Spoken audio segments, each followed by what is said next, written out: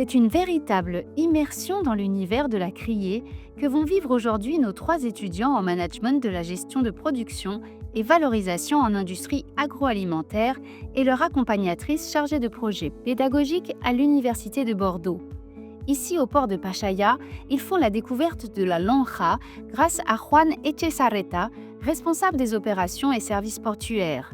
Mais avant tout, direction les bureaux de l'autorité portuaire de Pachaia pour rencontrer Ixachkun Goni, la présidente. La Autoridad Portuaria de Pasaia es una administración pública que gestiona una gran infraestructura como es un puerto en el que trabajan muchas personas y tenemos unas actividades diversas como puede ser la actividad de la lonja pesquera, pero sobre todo y principalmente la actividad de logística para la industria.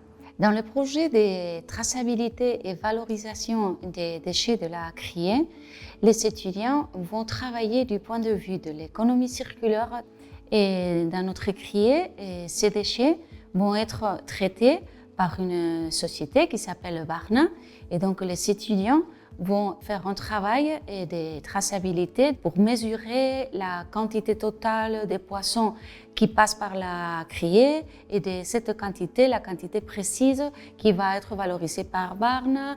Et comme ça, ils vont nous aider pour l'amélioration de l'impact dans l'environnement.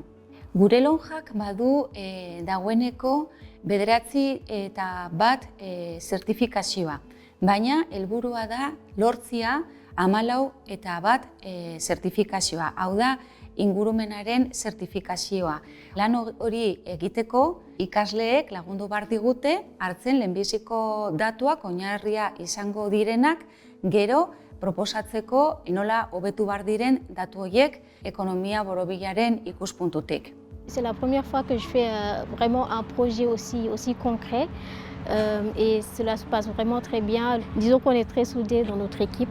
On a aussi beaucoup d'aide de nos professeurs et en venant ici aussi, on a eu vraiment beaucoup d'aide de la part de toutes les personnes qui travaillent à la criée.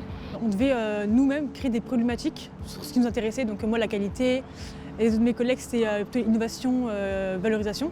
Du coup on a proposé 7 problématiques et en fait il y en a une qui tombait pile poil avec celles qu'eux nous ont proposées, donc c'était parfait.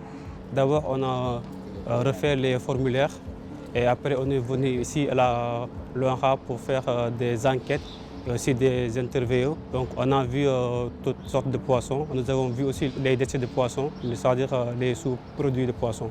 C'est compliqué tout ce qui est du coup les langues, parce qu'il y en a qui parlent français, anglais, espagnol, c'est vraiment compliqué.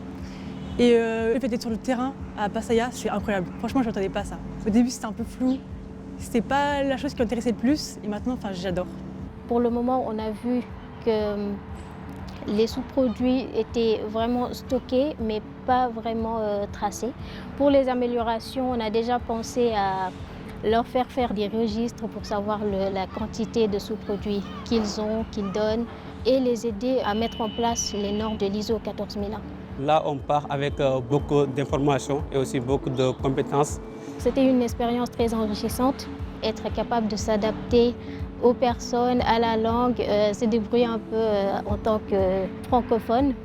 C'était vraiment la partie qui m'a le plus intéressée du projet. Une expérience enrichissante pour tous les acteurs impliqués dans cette coopération transfrontalière, avec à la clé une meilleure compréhension des enjeux et surtout des pistes concrètes pour transformer ces sous-produits de poissons en ressources. Un pas de plus vers un modèle portuaire plus durable et responsable.